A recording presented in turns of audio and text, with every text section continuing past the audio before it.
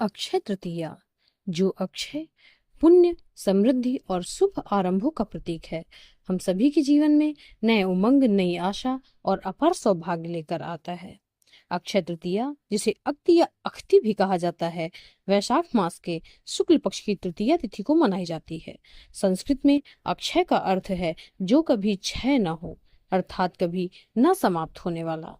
यह दिन हर शुभ कार्य के लिए सर्वोत्तम माना जाता है, क्योंकि इसे अबूझ मुहूर्त कहा जाता है, जिसमें किसी भी कार्य को बिना पंचांग देखे आरंभ किया जा सकता है। यह तिथि केवल एक पर्व नहीं, बल्कि हमारे पौराणिक इतिहास का जीवंत प्रतीक है।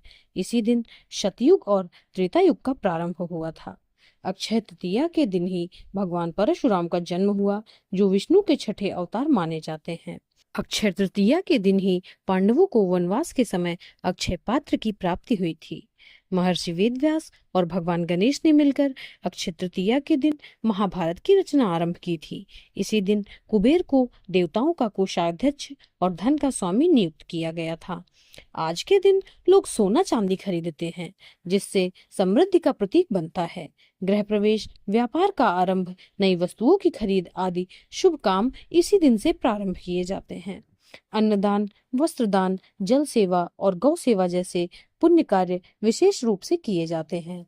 इस वर्ष 2025 में अक्षय तृतीया की तिथि को बहुत से ऐसे विशेष संयोग बन रहे हैं।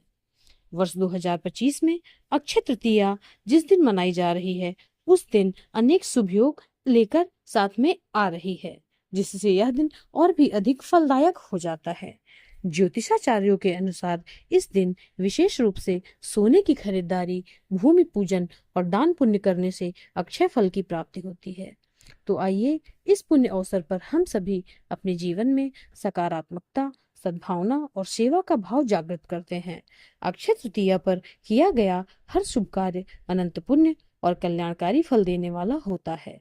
आप सभी के जीवन में सुख, समृद्धि और स्वास्थ्य की वर्षा होती है। वैसे तो अक्षय तृतीया के दिन पूरा दिन ही शुभ होता है, फिर भी प्रातःकाल सूर्योदय के समय पूजा करना विशेष फलदायक माना जाता है। आइए आपको अक्षय तृतीया पर पूजन की विधि बताते हैं।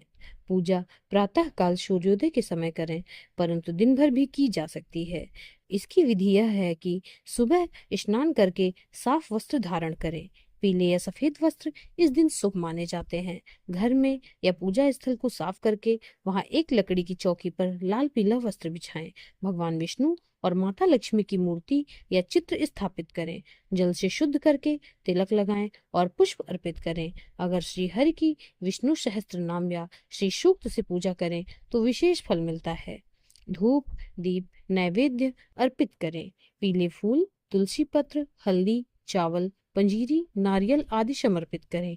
ओम विष्णवे नमः या ओम श्रीम महालक्ष्मी नमः का जाप करें। कम से कम 108 बार जाप करें। भगवान को खीर, आम, चने या सत्तू का नैवेद्य चढ़ाएं। इसके बाद विष्णु सहस्त्र नाम या लक्ष्मी श्रोत का पाठ करें, आरती करें और सभी को प्रसाद वितरित करें।